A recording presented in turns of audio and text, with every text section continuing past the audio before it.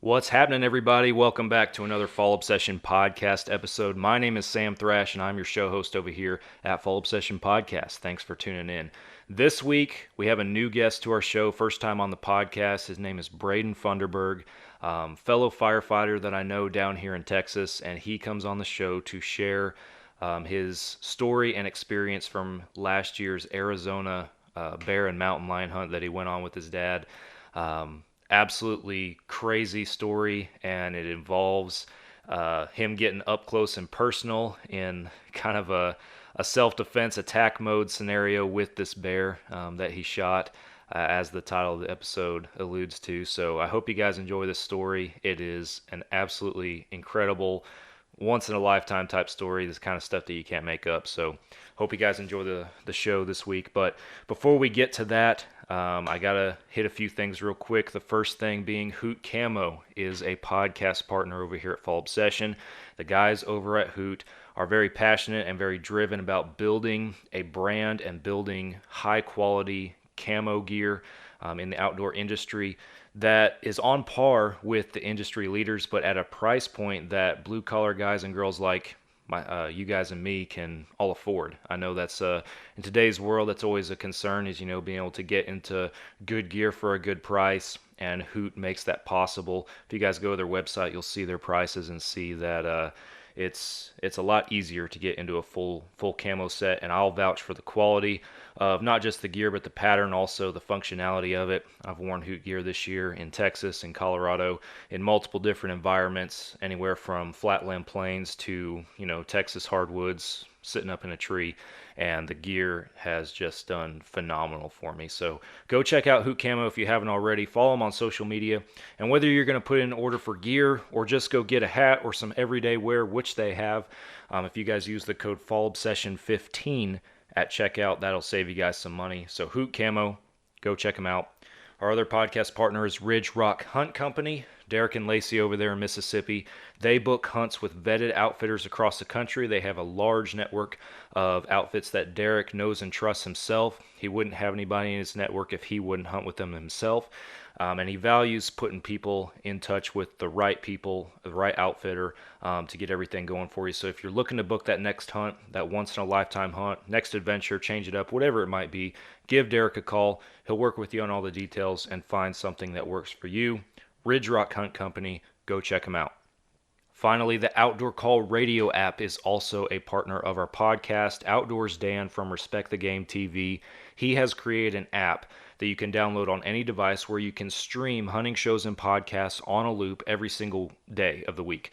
You'll catch Fall Obsession Podcast on there, playing on that loop on Mondays, the same day as our new publications, as well as tons of other hunting shows and podcasts that we all know and love. So go download the Outdoor Call radio app today. It is free. You can start listening instantly. And go follow Outdoors Dan on social media. He does a couple of live broadcasts every week at local Midwest radio stations. And even if you're not local to one of those stations, you can still catch those live broadcasts that he shares on his Facebook Live. So the Outdoor Call radio app, go download it and go follow Outdoors Dan.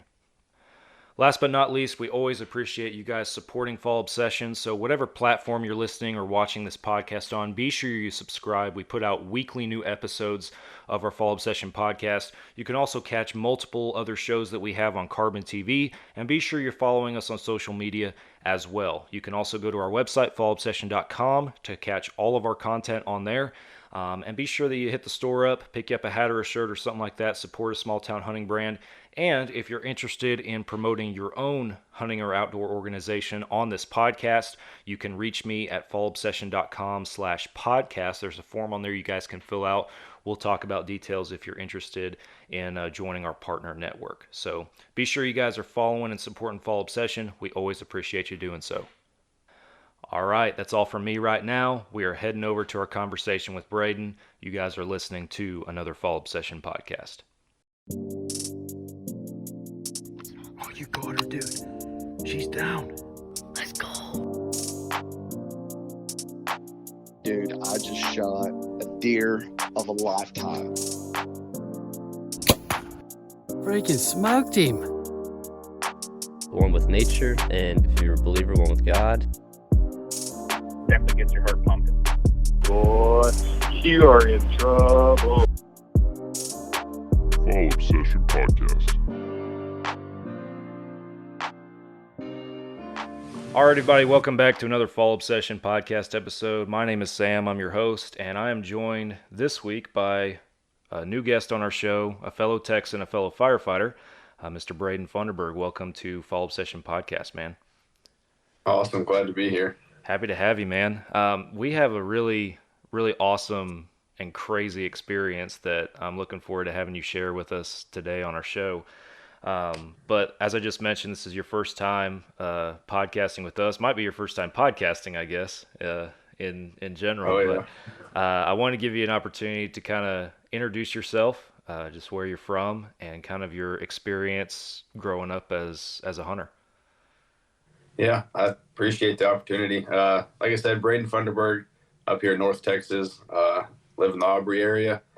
Like Sam said, full-time fireman, but avid outdoorsman. I've grown up in the outdoors my whole life. My dad started taking me out at a very young age. Been actively hunting since I was about 4 or 5 years old, so over 20 years now. Got into bow hunting probably 10 or 15 years ago. That really spurred my hunting interest even more. And then probably about 10 years ago or so, me and my dad kind of decided we wanted to do more than just the Texas whitetail hunting. So we ventured off into the big game hunting. Been on a few trips here and there, go around to the big shows, Texas Trophy Hunters, Dallas Safari Club stuff. We try to pick out a big game hunt we're going to go on every other year, something like that. So we've been doing that now for roughly about 10 years and try to be in the outdoors every chance I get. That's awesome, man. So 10 years of trying to, do something outside of the normal everyday grind, if you will. Over the 10 years, what are some of the highlighted hunts that you guys have had the opportunity to go on? So it started off, he went by himself to New Brunswick on a black bear hunt. Had a great time with it. Wasn't successful. We came back. I kind of got into the realm of it. So I've been to Manitoba twice, black bear hunting up there. I've killed 2 good bears with my bow up there. We've gone to Wisconsin. That was whitetail hunting, but just kind of getting out of the realm of the Texas whitetail.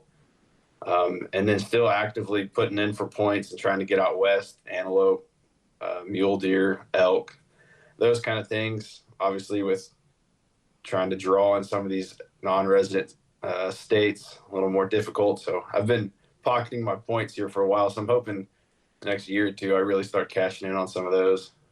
Awesome. What's on the horizon? What are you hoping to cash in on? So I've got mule deer and elk that I've put in for. I'll take either one of them. I've never killed either one. I think they'd both be a blast. Now, our biggest horizon hunt, I guess, is we did book 2 years from now. We're going to New Zealand on a red stag and fallow hunt. So that'll be Awesome. Something to look forward to. But as far as in the States, elk, mule deer, we'll get into it more in the podcast. I'm going to have to go get me a mountain lion now since he shot a mountain lion on this trip that we were on, but have to close that door for it. Yeah. So let's kind of set the stage for this particular experience that we want to talk about today, because like you mentioned, you like to do stuff outside of Texas, some other types of hunts. So this was last year, 2023, and what was the hunt that you guys were going on? Yeah, so we went to Central Arizona, went with an outfitter, Diamond Outfitters, and we booked it as a combination black bear and mountain lion hunt behind dogs. So they've got 2, probably, I would say, some of the best houndsmen that I've witnessed. I mean, I've seen videos of houndsmen and stuff like that, but 2 top-notch guides hunting behind a pack of 8 dogs per person, ranging from horseback or UTV through the backcountry of Arizona. And target was black bear and mountain lion. And it wasn't really a guarantee, if you're super lucky, maybe you get both or one or the other. But it was a 5-day hunt. We kind of had like a little spike camp set up, a little cowboy camp that we were staying in. So it was a good trip. How far back were you? So I think when we turned off the blacktop, we drove a mountain road for about an hour and a half. I think 23 miles back some on a mountain road, and then we were actually staying. They had worked out some deal with a private landowner that he had like an old cowboy camp way at the back of his place that they had permission to be on. We didn't hunt on it, but we actually stayed on that cowboy camp back there. So we were 23 miles off the blacktop, probably to your nearest town, 30 miles. Closest town we were to was Baghdad, Arizona. If you went, you either go back to Baghdad or go the other way, and then the next closest town was Prescott. But it was a good 2 hours from town. Quite a few hunters back up in there. I think cow elk season was going on. They had a youth mule deer hunt going on. So there was people back there, but no cell service for a long time. And we were way back in there. Yeah. So was this like as you're getting there, as you're trekking back and everything, is this kind of meeting your expectations, or was it different than what you thought it would be before you went? A little bit of both. So when we went to Canada bear hunting, we're talking 100, 150-foot pine trees and, just real big forests. And so I'm thinking the whole way we're getting in there, like, if we're hunting with dogs and they're talking about these things being treed, I'm expecting to see some pretty large trees. And for about the first 10 miles, I think the tallest thing I saw was a mesquite tree. I was like, man, this is going to be pretty wild if we're going to tree a bear in an 8-foot tree. Like, we're going to be looking eye to eye with him treed.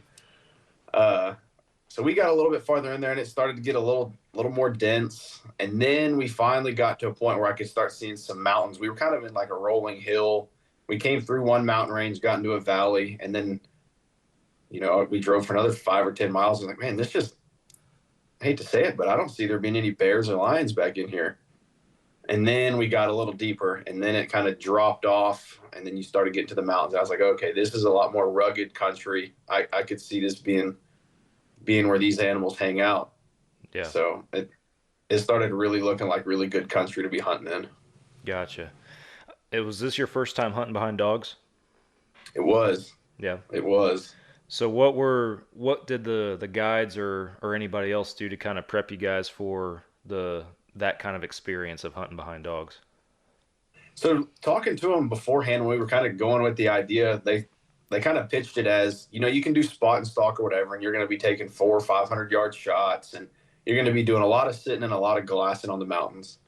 And it just wasn't something that interests me or my dad, both of us.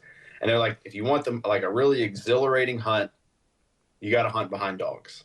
And so I've seen people run dogs, in Texas for, bobcats or coons or stuff like that. And it's just, you turn them loose on something, they go tree it, whatever.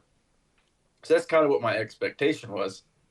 But watching these dogs work and kind of how it plays out, it was a whole nother level. But when they meant that it's the most exhilarating hunt that you'll be on and the most adrenaline rushed, for sure, that's what it is. Awesome. So y'all set up camp, you said about 20, 23 miles back.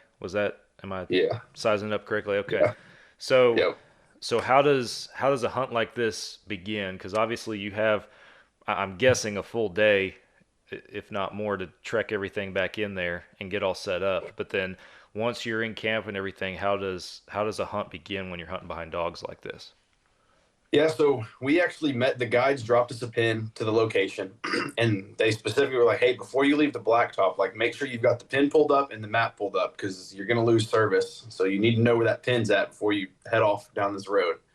So they had got there probably noon, 1 o'clock on the day we were getting there. Had kind of had the camp set up and then got their dogs in, stuff like that.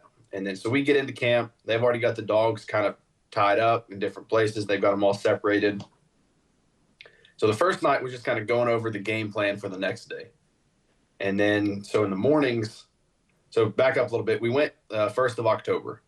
So weather in Arizona, 1st of October, the mornings were probably high 30s, low 40s, low to mid 40s, but the highs were getting up to, mid 60s or 70s during the day, which isn't terrible. But for the dogs, as much as they're running and stuff like that, they do most of their hunting in the morning, because once it gets over about 65, 70, if them dogs get on a track and start running, they just get overheated too fast. Yeah. And so they don't do a whole lot of all day hunting. It's a lot of, if you haven't cut something by, 10:30, they're probably going to start wrapping up. You hunt until about noon or 1 o'clock.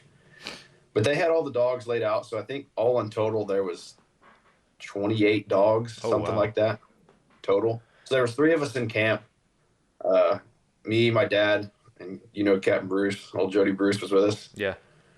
So we each had our own guide, which had their sets of dogs, and they rotate their dogs out, day to day, give them some rest. So I think there was like 28 dogs total, maybe a little more. Don't know the specifics, but so we got settled in camp, and then it was kind of next morning, get ready. I think we rolled out of camp at 5 a.m. So 2 of us were hunting on UTV with 8 dogs apiece, and then one guy went off horseback with another 8 dogs.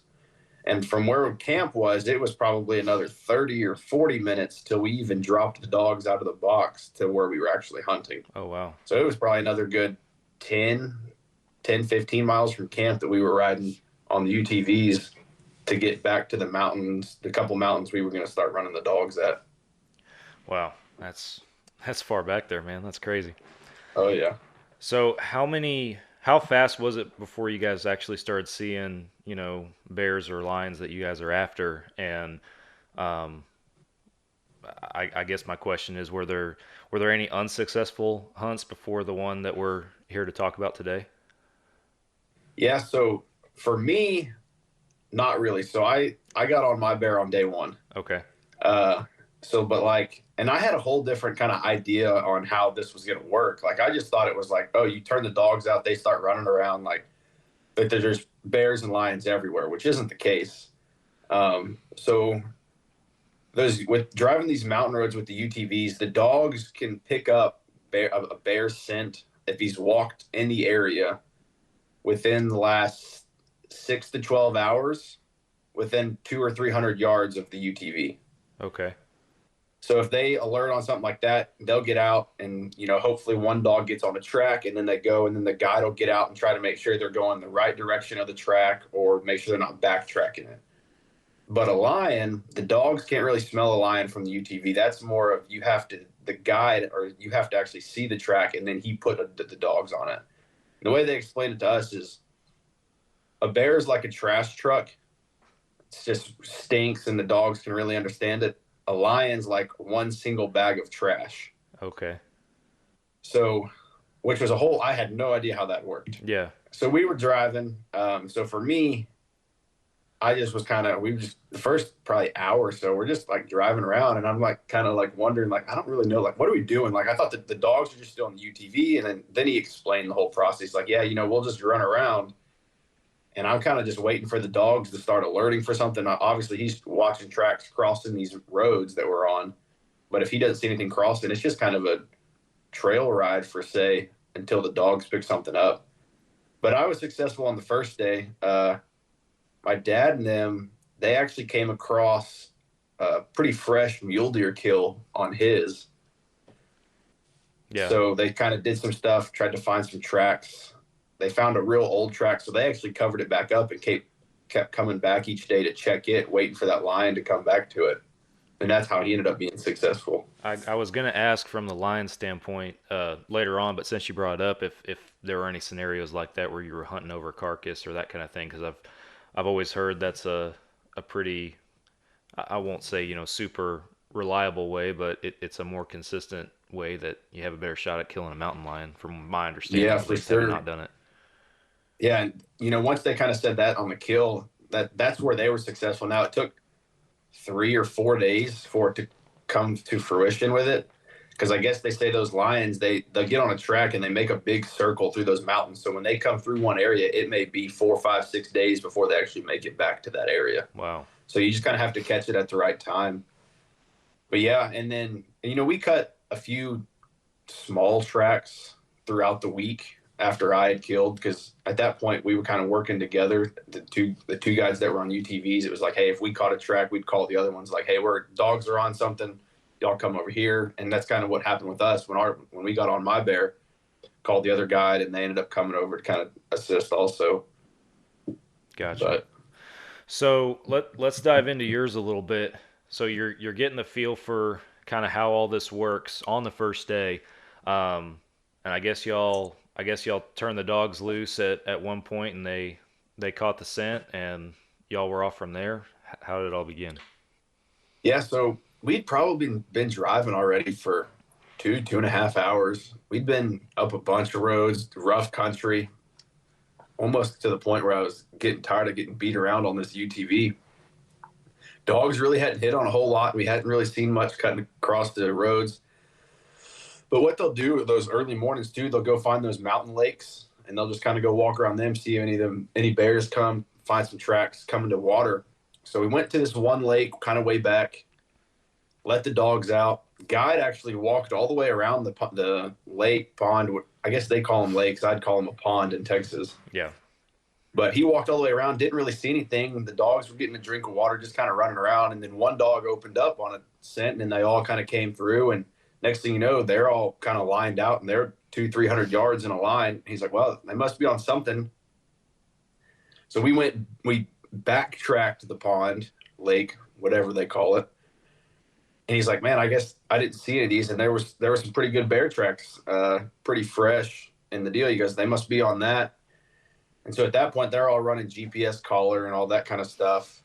And so we, at that point, all the dogs are off. You can hear them, sounding off and barking and everything. And we're just kind of sitting in the UTV, letting them kind of do their thing. And we probably sat for 30, 45 minutes, watch them on the GPS. And by this point, they're like a mile and a half from us. I mean, it wasn't long, and they're way, way gone, a mountain over. Wow. So, and he can see, I mean, it's telling him how many barks per minute that they're doing. And then, once they get stationary and really start barking, it'll tell them if they're treed or not. So they're going out. And then it probably was about an hour that the dogs were running, and we were just kind of sitting back. And then we'd move and kind of get a little closer to the dogs. And then they all started showing treed. So then he's like, all right, I think they got him. So we drive the UTV around to the closest spot we could get on road before we hike in. And so we get parked, and I think we were like, as the crow flies, 900 yards from the dogs. Well, 900 yards is like up and over one mountain and then back up the next mountain. Okay. So we get out and we start going, and then the dogs start moving again. He's like, well, hold on.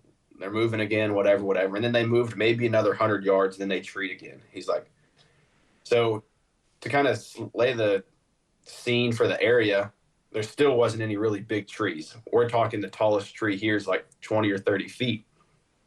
And he's like, well, this country's real rocky, whatever. He goes, more than likely, I bet they've got them caught in a cave. He's like, that's pretty common, 50-50 shot on if they're going to be treed or if they'll be in a cave. He goes, just the way the dogs are acting and kind of where they're at, he goes, I bet this bear's in a cave.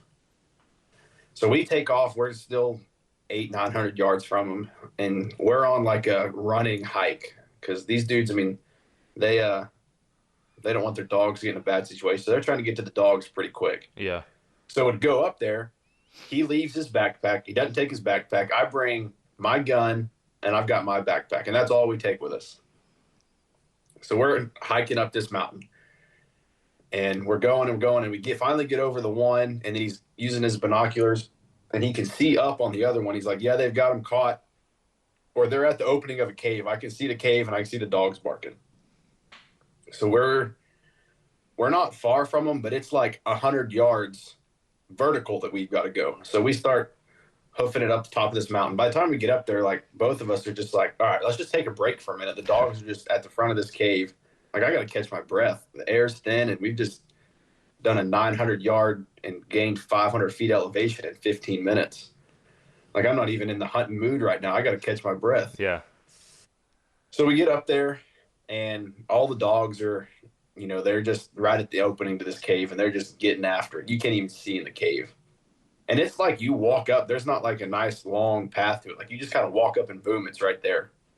And it's pretty steep. So we get up there, and he's like, well, he already called the other guide, which it was the other guide and my dad, and they were on their way over, but I think they were like 45 minutes away. So we're kind of just sitting there letting the dogs do their thing, looking in there. Like, you can see the like hide of the bear, like kind of at the opening to the cave, but that's really all you can see. Obviously the dogs are in the way. But this cave opening's maybe 2 feet tall and 3 feet wide. Like, it's not super big. Yeah. So finally he starts trying to call the dogs back a little bit, just get them calmed down. And we kind of get the dogs back. He didn't bring any leashes. So he's like, well, I forgot the leashes to tie him up. So I'll just get them all called back. So we're sitting there, and it kind of got the dogs chilled out. And we can see the bear, and he's laid across the opening of the cave. And he's just kind of chilling there. And we're trying to look at anatomy and all this stuff. He asks, if I get these dogs pulled back enough, he's like, are you comfortable, making a shot right here? And I was like, yeah. I was like, I'm trying to find landmarks or whatever.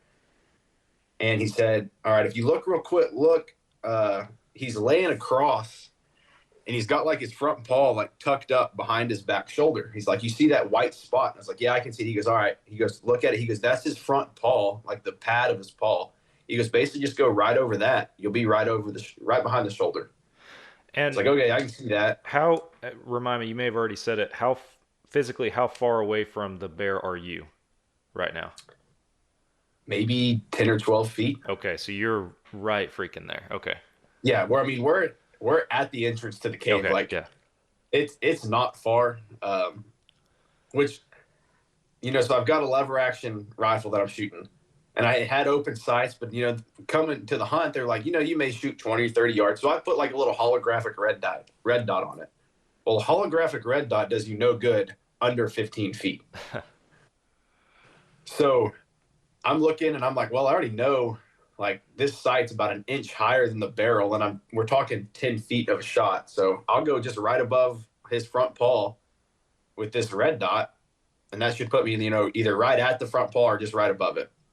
So he gets the dogs called back, and I take that shot, and the bear gets to moving in there, and the dogs all take off at the cave, and he's yelling at the dogs, and the bear's somewhere in the cave. And like a couple dogs go into the cave, and they're all just barking and getting after it. And he finally gets all the dogs called back, and we can't see the bear anywhere. So we're like, all right, we'll just give it some time, and then we'll figure out how to get him out. We'll go in, tie a rope to him, drag him out, whatever. He's like, you think you make a good shot? I was like, man, I'm like positive I hit right above that front paw. I was like, I'm pretty sure we're a good shot. He's like, all right, cool. He goes, so we get the dogs called back. I think in that whole deal, like, one of the dogs got clawed, like it's bleeding a little bit on it, kind of like it's on its breast area, and another one kind of like got bit on the back leg, so it's got like a little puncture mark. But for those dogs, nothing really abnormal for them. They're just they've got a big heart and no brain. Yeah, and they're scrappy. Like they live for that. So yeah. So we're sitting there, and like the dogs have kind of chilled out, and about every 2 or 3 minutes, you just hear this bear moaning and chomping his teeth. And we're like, man, like 5 minutes go by, 10 minutes go by, 15 minutes go by, and he's still making noise. I'm like, man, like, why is this thing not dead yet? Like, that's a good shot. Like, I know it's a good shot. He's like, man, sometimes maybe it just takes a minute. He's like, so we're sitting there. Still, we're probably 30 or 40 minutes in now, and he's still making noise. So now we're coming up with this game plan. Like, well, how are we going to get another shot on this bear? Well, both of us thought that from the cave that he went left. Like, we both thought that when I shot, he like went back to the left in the cave, and we thought the right was pretty much didn't go right. So the other guy and my dad finally get up there. Of course, they did bring the leashes and another pack, but like I'm still the only one who has a gun. Nobody else running. There's like no guns. Nobody has a pistol on him. Nothing. So the guide's like laying, like he's like sticking his head in, like with a flashlight, trying to look. He's got his phone filming because he's trying to see blood and all this other stuff. He's like laying, looking left. And next thing you know, he goes, oh, there he is. He goes, he's not left. He's on the right. So he'd been laying in there, like hugging the right side, looking left, and then ends up hearing him on his right. So he gets laid in there, like, I don't know, he's probably waist deep in this cave looking. He's filming, and he sees him. So I've actually got a video, and I think I may have shown you before once, of the bear in there, and all you can see is his head, and he's just kind of moving back and forth. He's got blood coming out of his nose. He's like, man, you got to be in the lungs somewhere. We got blood coming out of the nose. He's just fighting it. Like, you can tell he's got labored breathing. He's not breathing real well, but he's still just fighting this wound. So now we're in the idea of, well, how are we going to get him out? to shoot him again because there just wasn't a good shot from where he was in the cave. And it's a real big bear. And like, man, I don't want you shooting him in the face because it's not going to be good. And you're not, with no light and everything, you're just going to have a real hard time. Like, we got to get him out somehow. So, and they've done this before. They're like, one of the guys, he's over there trying to find like a long twig to like start poking this bear to get him to come out of the deal. Well, the other guy's throwing rocks and they're just trying to see if he can get him to move. If nothing else, just get him moved in the cave to where we can get another shot. Yeah. So they took all their good dogs. So like their older, real good dogs. They tied them up. They left some of the young, dumb, still need to learn dogs just kind of running loose. But they had them back. Well, that one guy, he's kind of down maybe 10 or 15 feet down the mountain looking for a long stick. And then the one guy, he's throwing rocks. Then my dad's up there. So the way this cave is, there's like a cave opening, and then it's kind of like rock out, and then it has like a little like flat piece. And that's what I was using as my like safety net. Like if things go bad, I'll just tuck in behind this rock face. Yeah. And, let this bear run through. And that was kind of our plan all along. Like the path comes out of the cave, goes straight down the mountain. So if we have to, we'll just duck behind the little rock piece. Hindsight, I should have been above the cave, but that's hindsight, it always looks better after when you think about it. Oh yeah. So the guide's in there throwing rocks. And then finally he goes, oh, here he comes. Get ready. So he like jumps up and runs down the mountain, like 10 or 15 feet. So I step out from where I was kind of behind that rock face to be now looking at the cave. And sure enough, I see head, and here he starts coming out. So now me and this bear are face to face. He's stopped at the entrance of the cave. I'm stopped in the path down the mountain. And I'm 8-10 feet from him. And so I'm like, he comes out just bare enough to where I can see his front shoulders and his head. And that's all. And he stops. And he kind of turns his head to the right. So I aim and go right in front of the front. He's basically quartering to me. I go right in front of the front shoulder, right in the neck, and I shoot. And this bear doesn't flinch. It didn't move, nothing. So like as soon as I shoot, I'm already like dipping back to try to get behind my little rock face cover. And I shoot, and he didn't flinch nothing. And he immediately just like turns, and it was just like a dead run straight at us. So I'm like trying to get back in this, like my little safety corner, but my dad's in the way and I can't squeeze him back far enough in there. So I'm like kind of sticking out. Well, he's like running straight at me. So I rack another shell real quick and I shoot him again. And it's kind of like right in the side, like almost coming behind the front shoulder in front of the back leg. That's all I could see. And I think when I shot him, the barrel of the gun may have been touching him. Oh my gosh. When I do that, he tumbles. So I'm like, all right, he's done. Like he tumbled, he's done. Well, when he tumbles and like onto me, like onto my legs, whatever. And I guess in that process of tumbling, he reaches around and grabs a hold of me. And I didn't even notice it until I'm getting like trying to not fall down the mountain. And I look down at my leg and he's like locked on just below my knee. And like I hadn't felt it or nothing yet.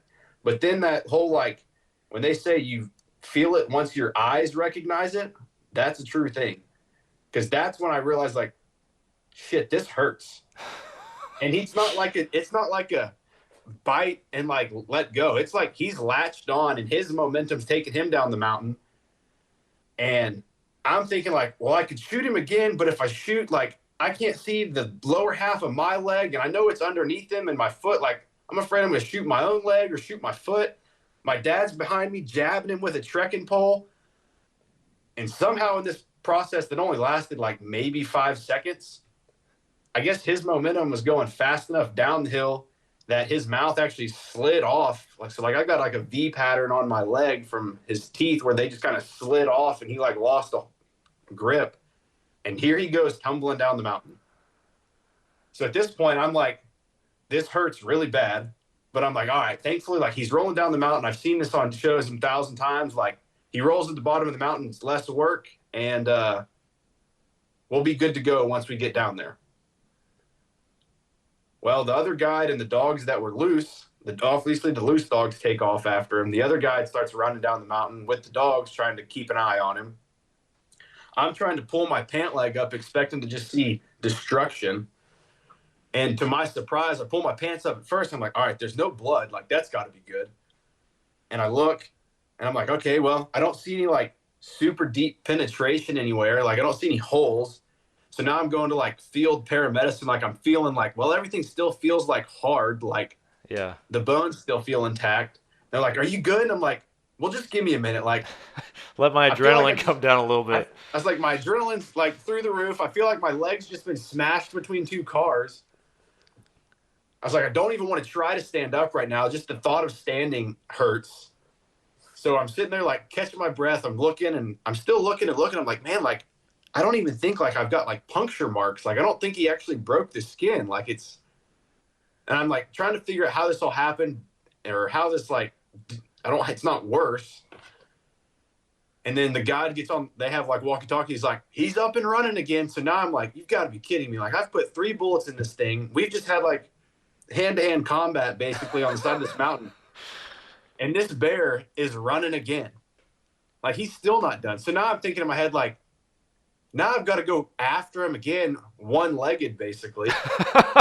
So the guide I was with, he's like, hey, I know you probably need some time a little bit. He goes, but as soon as you're ready, like, we'll get back on him as soon as these dogs get him caught, that we can get him, you know, you can get another shot at him. I was like, okay. And, you know, at this point, it's become personal with this bear. Like, this bear is not winning. Yeah, he's yours. You're going. Yeah, he's mine. Like, we'll get him at some point. Like, so I go to like stand up and I'm like, all right, like I have like some strength and to stand. I tried the whole like stand on one leg. I'm like, I mean, it hurts, but it's stable enough. Like, nothing's broke. Like, I don't have like a crushed tibia or anything. Right. Like, so we're good to go. He's like, are you good? And I was like, yeah, it's going to be slow, but I'm good. Like, let's go. So I strap my rifle back on. I take the trekking pole and I'm like using the trekking pole as my left leg and just trying to track across this mountain with one leg and be super careful. Like, the hardest part was I could not physically like trying to pick my leg up. Like, it just wouldn't come up. Like, between pain and just like, it wasn't working. I don't know if I crushed some of those nerves or whatever, and they were just so like didn't want to function with the muscles. So all that goes on, and then so my dad's up there, and he's like, "Are you good?" And I'm like, "Yeah, I think I'm good." He's like, "Okay." Well, he ends up having to stay up there with the dogs that are still tied up. The other guy's taken off with the bear, and then I'm going with the other guy. So now he's up there by himself with like 4 or 5 dogs tied up. He doesn't have a gun, so we're just all chilling, or they're all chilling, and we're taking off across this rough country mountain again. And the dogs would get the bear stopped here and there, and then he'd take off running again. And the dogs would get him stopped, and we'd take off running. So we came around the side of this mountain and then dropped down into this valley, kind of where this creek was coming through, and then followed that creek up a little bit. And then we got to where the guide finally, he was at, and the dogs had finally got this bear treed, but he's in like a mesquite bush. Like, he's not even in a tree. He's still on the ground. He's just in this bush. Yeah. And he's just chilling. I mean, he's got 3 holes in him. He's bleeding. He's tired of running. I'm tired of chasing him. And so I get up to him, and I was like, all right, you know, where he's at? And the guide goes, all right, I need you to crawl up this deal about 20 yards. And then as soon as you get up the top of that, just kind of poke up, and you'll see him. He's right there. So now I'm like, okay, you're telling me, who just had like this hand-to-hand combat encounter with this bear, that I need you to go climb up and sneak back up on the same bear and get within 15 yards of him again and shoot him. I was like, all right, got it. So like I'm guns loaded. Luckily, I took extra shells with me, so I run 5 more in it. Get up there, and I'm like, all right, I can see him. Like, and it's pretty bushy, a lot of, you know, thick stuff, but I can make him out for the best part. And at this point, don't even care. Like, all I can see is like chest and head, so I put one like right behind his ear. I think is where I could see he was looking away from me. And as soon as I hit him, he like goes mouth wide open, kind of stands up, but like you can see blood coming out. And I'm like, all right, he's done. But like he's still just standing there, and he's like not falling yet. But I'm like, screw this. I rack another one in, put another one in his chest, and then he falls. So I'm like, okay, we're done. Like, the bear's down finally. So I think all in all, I was 5 rounds in is what he took to, you know, 4 would have done it, but I wasn't taking my chances on this one. Put 1 more extra in him for safe measures. So now we finally get the bear down, and I'm like, all right, my leg is like killing me at this point. And now we've got the whole pack out. We got to skin him, quarter him, pack him out and all this. I'm like, oh, this is going to be a long day. And this whole time I'm thinking like, surely my leg will start feeling better, like, or something. And it didn't, at least through that day. But that was the whole, experience of the hunt itself, with that encounter. So, how far had he gone from the cave to where you finally killed him? Probably 3/4 of a mile. Wow. With 3 rounds So in him. so he went down the mountain to the creek bottom, back up, and then side hilled for a little while, and then came back down, crossed that same creek again, and came back up the mountain, maybe another 100 feet. I know I was hobbling pretty good, but it took us probably 15 or 20 minutes from the cave to hike back to where we ended up. The dogs had him caught again, and they were doing a whole lot of like stopping and moving and stopping and moving. Yeah. About every 150 feet, the dogs would get him stopped, but then he'd take off again. So he wasn't doing a whole lot of really running, but he wasn't stopping to a point where you could just, catch up to him and get a shot on him. So, what do you attribute, or what was the reason that he didn't puncture any skin when he bit you? Because I mean, anybody I'm sure that's hunted bears before or heard crazy bear hunting stories and stuff, they know that I don't know, they're wondering right now why he didn't puncture any skin. So, I think some of it has to do with he got me like right below the knee, and kind of where that tibia and everything comes out. It's a lot of bone, so it's like a lot of just like skin right on top of bone. You got that like tibial plateau or whatever, and then on the other side you've got those other bones. Like, I mean, when I say it's right below the bend of the knee, it's right below the bend of the knee. So I don't know if the fact that he didn't get any of that like real soft fleshy area, and it was a lot of skin and bone where he kind of just bit into and crushed. I think that's some of it. I'll attribute some of it to, so I'm a big Sitka guy. I wear Sitka gear. People can think whatever they want about that. But Sitka makes mountain pants, and their mountain pants are made with built-in knee pads. And where he bit, literally he wrapped that knee pad and compressed it into my leg. Like, his bite stayed on that knee pad the whole time. So I think that maybe benefited me a little bit. And then the fact of once we got to him, we're able to look at him. He was an old bear, and his teeth, like his canine teeth, were super worn down. They were flat, rounded off. They didn't have that point to them. So, I mean, it was literally just a flat piece of tooth trying to come together. That's probably why my leg has perfectly round holes where his teeth were instead of actual punctures. Yeah. Just because it was basically a compressive force and not really a puncture into. Yeah. So how, you say he was an older bear, how big and how old do you estimate he was? Or the guys? Yeah, so the guys kind of have an estimate. I'll actually know for sure here pretty soon. So the state of Arizona, whenever you kill something, you've got to go check the bear out or check your game out. And they take some DNA, they pull like a small tooth or whatever, send it off, and they'll actually send you a report like the bear was this old and all these kind of things. Okay. So at some point, I think it's supposed to take 6 to 9 months. So I should be getting that back pretty soon. But the guides there said they said that's probably one of the bigger bears that you're going to find in Arizona. They said he's an old boar. That's why he just so, didn't want to die. They probably estimated him at about 15. Wow. Which they said for up there is you're not going to find a bigger, better bear in Arizona. I've actually got the skull. He's ready at the taxidermist. I just haven't seen him or gotten it yet to measure it. But going off the taxidermist and, just the size of his head with the guides, they said he should go Boone and Crockett with that. So once I get the official measurements, I'll know, or I get it back so I can officially measure it and everything, I'll know. But I know one of the bears I killed in Manitoba, he was like 1 or 2 inches off of being, I think he had like a 17 or 18 inch skull. And this bear is what blows that bear out of the park as far as size. He's probably, lengthwise, I would say 6.5, 7 feet, 350 pounds or so. I mean, they're not those monstrous, Oh, yeah. monstrous bears. But for up there, they said you're not going to find a bigger bear. I mean, his paws, like I said, I've got those pictures. I mean, his front paws and pads and everything, they were huge. His back feet were huge. His head was huge. His mouth and his teeth were huge. Yeah. We got an up close and personal visit a few times, but Wow, that's crazy, man. So the you briefly mentioned like the pack out, and after you shot, you're thinking, oh man, now we gotta. This is gonna be a long day. Now we gotta do all this other stuff. Um, at that point, how did the leg hold up for the rest of all that, and where was your mind at? As it began to calm down a little bit after the bear was down. yeah. So at this point, 30 minutes after we've taken some pictures, stuff like that, like the adrenaline rush is gone.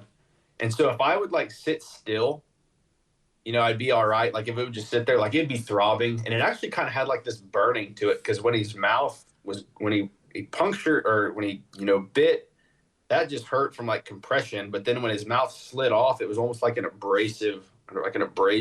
Yeah. So that part kind of like stung or whatever. But if I was sitting there doing something, like it wasn't too bad, but it would get stiff. So then like when I'd go to try to stand up, I'd almost have to like work it out a little bit to try and make it not so bad. And again, it was one of those, if I like almost just drug my leg behind me and like didn't pick it up, I was kind of all right. Like it still hurt, but it was the trying to lift my leg, like to take a step, like that lifting motion of trying to step just wasn't working and hurt. And so now we're trying to hike out of rocks where you can't just drag your foot. So it was an experience. I was definitely the slowest person on the entire convoy out. I was like, I'll make it back when I get there, but I'll get there. Just wait for me. Don't leave me out here. Yeah. I'll get there when I get there, kind of thing. But the guys, they were super good, super helpful. I mean, obviously they did they skinned it out and then started doing the quartering out part, and they carried most. I actually don't even think I ended up carrying anything out. My task was just managing to walk. Yeah, just physically leave. Yeah, so that wasn't bad. The walking out, I mean, it took a little while, but it definitely wasn't as bad as it could have been. It wasn't as bad as I thought it would be. I felt like the more that I walked, the more like kind of like loosened some of that stuff up a little bit. Obviously, like, an hour into it, my leg was like bruised from my knee to my ankle. Like all that stuff was it was already swollen and, yellow and purple and all that good stuff. Yeah. But it, after that day went on and I started, taking 800 milligrams of ibuprofen in the morning and in the afternoon, and that seemed to help pretty well. So 1,600 milligrams of ibuprofen, which probably isn't recommended, did me pretty well for the next few days, especially, getting back out there. And they were like, well, are you still good to hunt? And I was like, it's day one. Of course I'm still good to hunt. Like, I'll be fine. Just don't anticipate me being super fast. Yeah, that was going to be my question. Was you killed on day one, and you still got two other guys in camp, your dad being one, that are trying to kill something, and kind of how you felt after that, and what your role was for the remainder of the trip. Yeah, well, so I technically was still hunting so I had killed a bear, but if we caught a lion, we were going on the lion. I had a lion tag too. Okay. So the way we had it was the two guys on the UTVs, which was my guide and my dad. Those guys, they do bear and lion. Their dogs can go back and forth. They run both of them. Well, then the other guide, he does lion only. He's horseback lion only. So we had kind of discussed, well, I would swap out with the guy on the UTV and I'd go horseback and strictly focus on lions. And then Jody would come over and get with the bear and lion guy. That way they could figure out, Yeah. he had a chance at either or. Well, day two of having this incident, I was in no way, shape, or form going to try and ride a horse, not being able to use my left leg. Yeah. And Jody wanted to stay with him anyways. They had, got on a few old scents, stuff like that. So he stayed with that guide for that day, staying on lions. So I actually got back with my guide. And for like the next 2 days, we really never cut anything. We cut a few small tracks, but nothing really worth even sending the dogs on. Didn't get any lions. But even getting in and out of the UTV, like I would physically have to take my hand and lift my left leg up, put it in the UTV, and then I could get in, just because Wow. I couldn't get my leg to lift up. And that was the most frustrating part is, yeah, it hurt. And it hurt trying to lift it, but just like the thinking like I need to lift my leg, but like it's not lifting. So then I'm thinking like, man, there may be something like more seriously wrong here. Like, but of course I was like, I'll look at it when I get back home. Like I'm not worried about it right now. Well, I mean, Uh, yeah, it's kind of that balance. Like you're concerned about it, but at the same time, it's day one of a hunt, and you're over 20 miles back with no cell service. Yeah, yeah, it's kind of a rough spot. it was. It was. Everyone asked, they're like, well, did you not go to a doctor? Like bears are full of bacteria and all this stuff, and you need shots. And I was like, it didn't even penetrate my skin. Like I didn't have any blood. Like I've got like maybe some small abrasions, but like I'm not talking about like teeth sunken into like flesh and the bloodstream. Like I think I'm all right. They're like, and everyone's like, no, you need to go to a doctor. And I was like, well, I'll see what it's like when I get home. And then by the time I get home, it's like, if nothing's infected me yet, I think I'll be all right. So what unfolded for the remainder of the trip with as far as the other two in camp and their hunting efforts? Yeah, well, Jody probably will never ride horseback again. Um, but he had a good experience on that. So I was with my guide for the next 2 days. We went around, didn't really cut anything. So day 2 and 3 were kind of like a lull. They were a little warmer, so we obviously weren't able to run the dogs as long. But we come back to camp day 3, and Jody and them were already back on the horses. And usually we had been beating them back quite a bit. So I was like, oh, they must have had some success. Go see, he was on a white horse and it's got blood all over it. I was like, oh yeah, they had some success. So he ended up shooting a lion with like on horseback that day. They actually rode into a place, and they were like an hour, 2 hours into their ride, and a guy. So they can talk on their inReaches, or whatever they'll do satellite messaging or whatever. Well, a guy that knew that Jody's guide was out there looking for lions. They were out there mule deer hunting, glassing for mule deer, and he actually messaged him and said, "Hey, we've spotted a lion over here on this side of this mountain. I knew you were out hunting for lions." So they actually rode out like fairly quickly and then rode back to where this guy was, and the dogs got on that lion. They got it treed, and so Jody shot that one. It was a good lion. It's a female, but it's a good size. First lion for anybody was great, and he was super happy with it. Yeah. So at this point, like, my dad's in this whole like, both of y'all have killed. I haven't killed anything. Like, we got 2 days left of the hunt. And I was like, just be patient. Like, so the next morning, so that day, I swap. So Jody had then shot a lion. So now I swap with Jody, and I go on horseback, and he comes with the UTV.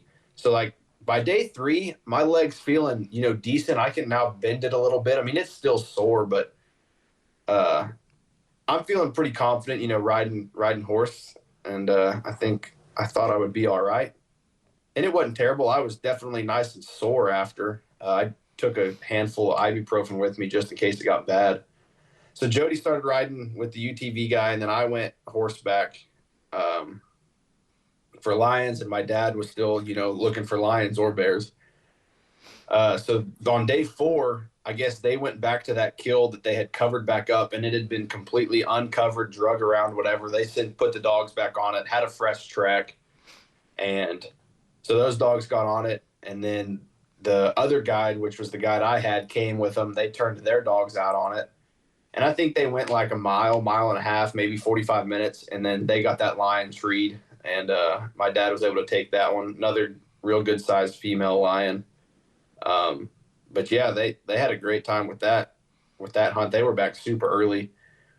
Me and my guide, we rode probably 10 miles horseback, went up and over 7, 8 different mountains. I kind of attribute that to, you're on like just a adventure trail ride, just seeing the nice country, just riding through the, mountains and everything, just taking it all in while you're hunting. You're just letting the dogs run around, and you're kind of just waiting for them to come across something and open up. Other than that, riding the horses, you're just kind of on a trail ride until the dogs catch on something. Yeah.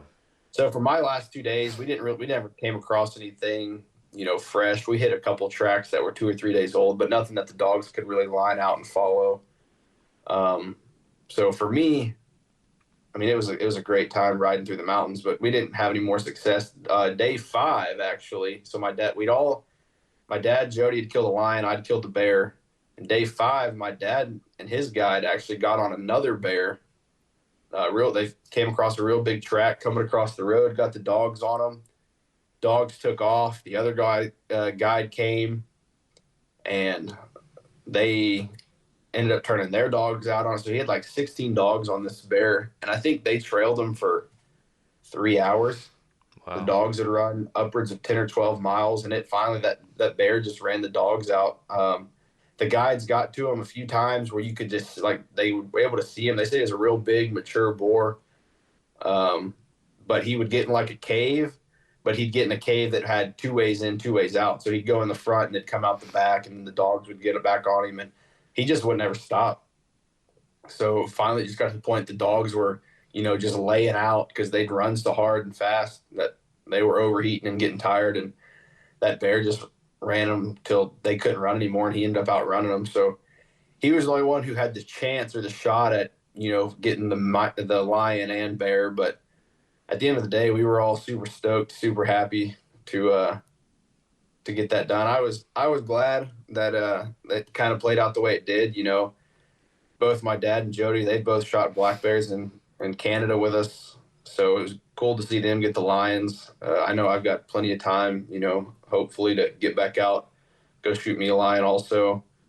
I kind of, not because of the whole bear incident that I had, but that kind of tied me off on bears. It's my 3rd bear. And my goal was kind of, I wanted to shoot a good mature bear, and then I really have wanted to shoot a color phase bear. And so this one ended up being a real old mature bear, and he's a cinnamon color. So he's kind of checks both those boxes of being a color phased mature boar. Really not much more I'm looking for a bear. So I probably capped off, end on a high note on my bear adventures, move on to another animal. I'll, try and do the lion. I know my dad wants to shoot a bear. So we may go back and strictly, stay, he do bear, I do lion kind of thing. But it was a great trip. I tell everybody, trip of a lifetime. Obviously the stories and the memories from it probably won't ever be beat, but just being back there, being in the country, seeing the dogs work, that's probably one of the most amazing things, watching those dogs, and then watching the guides with the dogs. I mean, those dogs could be a mile off, and just listening to them, they know which dog's barking. They know, they know so much about those dogs. It's crazy to see. If you've never been hunting behind dogs with houndsmen that, really care about their dogs but are really good with their dogs, it's a whole nother level. It's great. Wow. Yeah, that's awesome, man. I got one question about the dogs, because you've talked multiple times about how, they would find a track and take off, and the hunt begins basically. Do the guides have any insight, and I'm complete novice asking this question, the guides have any insight into when the dogs take off on kind of how big of an animal they might be going after, or is it just kind of what you end up with is what you get in that scenario? So as far as the bears, so I know whenever the dogs would take off, the guides would get out and they would try and go find the track that the dogs are getting the scent off of. That way they could have an idea of, one, to make sure the dogs are going in the right direction, because the dogs can catch the smell, but they can't catch direction. Yeah. So if he sees the direction the track's going, but the dogs hit on it but went the other way, he'll try and get them, he'll call them back and get them turned the other way so that they're not backtracking it, they're following it forward. So usually he can, off the back pad or the front pad, he can get an idea on the bears on size. Like I said, we hit, the dogs actually alerted on one bear around a tank, I think on like our day 2. And then he loaded them up. We went and walked around, and he actually found the track that they were probably alerting on. But he's like, man, it's pretty small. It's a juvenile bear. Like it's not worth. He's like, I mean, if you're just wanting any size bear, like you could go after it. But he said it's really not a bear you're gonna want to be on. Yeah. So as far as the size of the track, they have a pretty good idea of what size bear you're gonna get. The lions, I would assume, is kind of similar. They can just kind of tell off the size of the track what it's gonna be. Um, and then it's kind of one of those deals. Like if you get up to it and you're like, yeah, that's not really what I want. Like they'll call the dogs off and you'll pull out and just let it go. They just said if you do, the more times they do that, it's harder because those animals start learning how to work those dogs and stuff like that. They said usually the lions aren't as good. He said the lions are easier to tree because most people who tree a lion, they're shooting it regardless. Just because they're, harder to find and stuff like that. He goes, but bears, he goes, there's a lot of people who'll run dogs and it'll be a young cub or something like that and they'll get it treed. Well, then they'll let it go. Well, then now that treed cub now learns. So that turns them into older bears that kind of know how to work the dogs. They just know if I just keep running and never stop, eventually these dogs will stop chasing me. Yeah. So they kind of get, used to that being trailed. So he definitely said it's a lot easier to tree and get a cat stopped than it is a bear. And obviously it showed, the two cats that they got treed fairly quick in a tree. And then the two bears we got after did not tree very quickly or one didn't at all. And they're just a lot more, tough, I guess, to just keeping at it and trying to stay alive. Yeah. Gotcha. So roughly 4 months after this hunt, how's the leg doing? It's doing good. I've still got a gnarly scars that I'll probably stay with me forever. But as far as, I got full function. I actually came back like a week and a half or like the 2 days after I got home. I actually worked out on it, ran and did some weightlifting. Like it was definitely sore and there were certain movements I pushed probably a little too far on that line. But it wasn't too bad. I was like, actually, when I first got home, I went and got an x-ray just to make sure I didn't have like a stress fracture or anything. That all came back clear.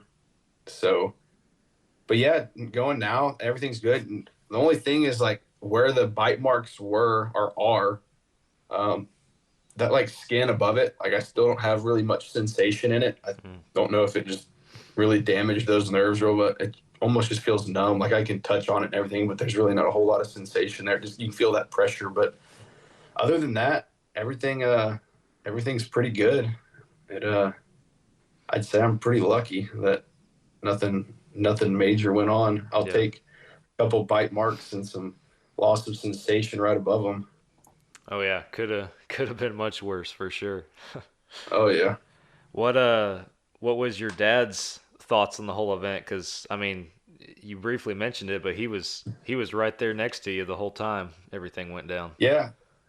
He at first he was like, obviously he was doing the whole like check and make sure I was good. I think he was more worried about what my mom was going to say whenever she found out. So we made a deal when we were there. He was like, all right, hey, so this is day one of the hunt. Like, mom doesn't find out about this till we get home. I was like, oh yeah, for sure. Like, it won't get brought up. Like, that's why, like, I didn't post anything about shooting the bear, nothing. Like, she knew I killed one and that was it. And then, because we both knew, like, if she found out about this day one, like, we were done. Like, the hunt would be over right then. Like, there's no 4 more days of hunting.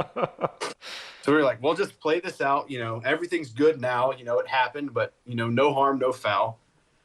So then I was under the impression we were waiting till we got home to tell her. Well, Friday after the last hunt, he tells her. And I'm like, this isn't what we talked about, which hindsight, now he was, it's a 2-day drive home. So he was just kind of prefacing it that way. So she wasn't as mad about it by the time we got home. Yeah. So she had a little time to calm down about it. She had a little time to like cool back off. But, yeah. Wow. I think it was one of those deals. Like it all happened so fast and, he wasn't there. Like he was kind of behind that rock ledge. And I think he kind of watched some of it, as I shot, but then it was just like trying to duck out of the way. And then I don't know, it all happened so fast and there was so many moving pieces and parts. Like I wish I had like a chest mounted GoPro, honestly. That'd have been the one thing that like, that way I could go back and watch it unfold. Just because I have a pretty good idea. Like I can remember how it happened, everything like that, but I just like to see it again. And then I also see how long it actually played out for, because I feel like that whole thing took like 5 or 10 seconds. Yeah, no, it's Maybe it crazy. was 2 seconds, you know? It's crazy how your mind slows things down in moments like that. Like I know I had a couple moments this past season in various instances like that where, just a matter of seconds, my brain just slowed it down so much that it felt like I saw in the moment I saw everything happening like and had time to think about certain things that I saw when it was just in a narrow few second window. It's crazy how our brains Yeah, do like that. in my mind, I'm pretty sure the bear like was latched onto my leg for like 5 seconds. It wasn't like a bite and let go, but it could have only been like 1 or 2 seconds. I don't know. Yeah. I know it was long enough for it to happen, his body to roll. I looked down, it was still there, and have the idea in my head on how am I going to get this bear off my leg? Yeah. And then he Wow. let go or slid off, whatever happened. Yeah. Wow. That's crazy. But Well, obviously, glad that you're okay. Like we said, could have been a whole lot worse. And one heck of an experience that I'm happy you came on here and shared with us. Is awesome story and one of those things you can't make it up, man. man, for sure, that's it. You know, so many people are like, "No, nah, that didn't happen." I was like, "I mean, I've got the scars to show you. Like, it actually happened." They're like, there's no way." I was like, "Man, there's too many details to make that story up." Like, and then finally, people are like, "All right, well, like, I've never heard that happen." I was like, "Yeah, well, I hadn't either until October 6th, and Yeah. it happened." What the guides think of it all? Like, have they had any close calls or anything like that happen previously, or were they shocked by it And too? they were pretty shocked by it. They all, I mean, after it all happened, and everything's like, all right, everyone's good. Like they thought it was super cool, whatever. Uh, and they were cool, and it was just one of those deals. Like you kind of had to be there. Like Yeah. them two were there, and it was one of those deals. Like no way, like there's no way that happened. It's like, yeah, I mean, I don't know. It's just one of those experiences where there's no good way to like put it into perspective. Like it was one of the you had to be there. Yeah. Like you had to be on the side of that mountain watching it all go down. Like it was just a crazy experience. Create that all that unfolding. The dogs are going crazy. The dogs are barking. The bear's rolling down. I'm trying to get him off of me. The other dogs are chasing after him. I mean, there was just so much going on at once. Yeah. Wow. Yeah, you're a bear camp legend now. That guy's gonna tell Yeah, everybody, hey, the last guy I had out here, man, he almost got his leg bit off. that's funny. My guide the next like the week later, he sends me a video of the other hunters that they had, and he shot this bear, and I replied to it. It was a bear that they had treated. I was like, man, that's nice. That bear's in a tree. He shot him once. He fell down and he died. Like crazy, but that's how that's supposed to happen. Yeah. Why couldn't I have that? So, I gave my dad a hard time. So I had a 44 mag that I was using, and he took a 45-70. And the whole time before we went up there, I was giving him like so much crap about like, why are you taking such a big gun? Like, you're not going to need it. Like they said, like a 357, 44 mag, like 45-70 if you feel like you need it, blah, blah, blah. Yeah. Well, if I ever go bear hunting again, I'll make sure to take 45-70 or something to make sure it's just like a one-time thing. I'm not going to try and play how many bullets can I put in you before you die. Yeah. I almost forgot I was gonna ask because you mentioned you had a lever action and kind of what the setup was, but what gun were you shooting? Yeah. So I was shooting it's a Citadel 44 mag on like a cowboy tactical French. So it's lightweight, skeletonized aluminum Vortex holographic sight. I think I was shooting like 240 grain, maybe 180 grain or 240 grain 44 mag shells. And, Gotcha. it even says on the box, bear and whatever load. Well, that's false. Man, False advertisement. that's crazy. I mean, not just the number of rounds that you put in them. I know they're tough animals, but I mean, you talked about the shot you put in him where he didn't even flinch. That's insane. Yeah, like the first shot I put, like I hit, he flinches, runs around in the cave, moves. I'm like, all right, the next one, there was so little reaction. I was like, did I miss? Like, did I miss this bear from 10 feet? But then after, it's like, no, like I've got video of him when after our whole deal and he's running or trying to run still. Like there's blood pouring out of his neck. There's blood coming out of his side. He's bleeding everywhere. He's just still running. Wow, that's insane. Yeah. Well, before we wrap up the podcast episode, um, I have a couple of questions I do like to ask all of our first time guests that we have on the show. The first one being, what is one of your favorite hunting memories to date? And tell us a little bit about it. It may be the one that we spent the last hour talking about, for all I know, but if it's not, or if there's another one that sticks out in your mind, we'd love to hear about it. Oh, let's see. That one's pretty close. Obviously, just because of what went down. Yeah. Um, let's see here. Honestly, some of my fondest memories of the hunting stuff. I think one of my best ones is going to Wisconsin. Me and my dad up there. We've kind of become pretty good friends with the guys who run the outfit up there. And I think a lot of people, where the memories and stuff come from hunting, it's actually not the hunt itself. I mean, the hunt itself's great, but it's the hanging out at camp, around the campfire talks. It's the, after the kill, high fives and hugs and sharing those memories and stuff that's like real special with the people you enjoy spending the time in the outdoors with. You just see, you feel it a lot more. You get the satisfaction and the adrenaline from the kill and all that, but I think a lot of people take for granted the camaraderie and the stuff of actually being in camp with a lot of people. Yeah. So I'd probably say, going up there with my dad, doing that stuff in Wisconsin is probably one of my most memorable hunts, especially the first time we went up there. Even this last time, I'm very fortunate to share this passion with him. More so probably because he's the one who got me into it. Yeah. But man, we go on a lot of really cool hunts together, and I know there's a lot of people that aren't as fortunate to be able to do that, and I try not to take it for granted because it is something that we get to do together that we both love and enjoy, and get to have a lot of fun doing it. Yeah. Go and see a lot of cool area and hunt a lot of really cool animals. That's awesome, man. Yeah, I've at least seen the pictures that y'all have come back with from Wisconsin. It's pretty awesome. Looks like an awesome time. Good bucks. Oh yeah. The last question I got for you, and I know at the beginning of our podcast you mentioned the mule deer and the elk hunts that you're hoping to get on here in the near future. But what's the bucket list look like? What's at the top of the bucket list, or the top few that would be those once in a lifetime experiences for you? Well, I think this New Zealand trip is going to be a once in a lifetime experience. Obviously, elk, mule deer, those are some animals that I really want to get, but I don't know that those are once in a lifetime. I could probably see myself doing that a few times. Yeah. I've always wanted to shoot a red stag, but I was like, if I'm going to shoot one, I'm not going to shoot one in Texas. I'm going to go to New Zealand, shoot a good one over there. That'll be another really fun trip.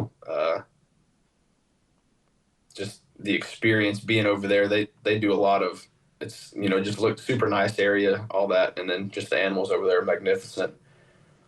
If I won the lottery and, could afford it, I'd love to go to like Alaska or somewhere, go on like a caribou or moose hunt. That's like a bucket list hunt, but yeah, I'm not holding my breath on that. I could probably live without a moose or a caribou. Yeah, that's a caribou for me is that top once in a lifetime. Like if I can just, I don't care how many years away it might be or how soon it might be. If I do that once, that's it. So yeah, I hear you on that. Yeah, I mean, obviously, I'd like to go to Africa at some point, but I've got a lot of bucket list items that I would like to go to, but it's all just we'll see where things go. I have told my dad, I was like, all right, this is 3 times we've been bear hunting. Like, I got a lot of animals I want to shoot. We're gonna have to transition to something else, Start incorporating other animals to this list. No, I get that. That was what led to my mule deer this last year, was just I kept putting in for pronghorn year after year after year because I had a great experience. I love to hunt, and I still would like to do it again. But this last year was like, all right, let's change it up. Let's start doing some other stuff that we haven't done before, and that's kind of my plan moving forward, at least as well. So yeah, that's kind of what I started doing. It's just like, well, I've put in and I've put in. For the most part, I was just putting in for preference points, just because Yeah. I was like, well, even if I drew, like I don't know if I'd be able to go. Now I'm like, well, let's see if if I don't draw, I'll get more points. If I do, then I'll go give it a shot. Yeah, for sure. Well, man, thank you again for coming on the show and sharing this experience. Incredible story. Yeah, no, thank you. I really appreciate the opportunity. It'll probably save me a few more stories. Just like, hey, here, go watch this Yeah, podcast. just go listen to the podcast. I'm tired of You telling. won't even have to get this short. Like I've gotten pretty good at getting this thing down to like a shortened down version. Like I could probably tell the story to like the random person in like a minute and a half. I've just got like I'll hit the high points real quick. Yeah, no, So I remember. I mean, obviously you've told me before, but I enjoy getting to hear the longer, detailed version. A lot of stuff in there Oh, that yeah. I hadn't heard before, so it's pretty awesome. Yeah. But well, thanks again, man. For our listeners, thank you all for tuning in to another Fall Obsession podcast. Be sure you follow and subscribe to our Fall Obsession pages on social media, as well as whatever platform you're listening to this podcast on. We drop weekly new episodes. And on that note, I'll see you guys again next week for another Fall Obsession podcast. Catch you then.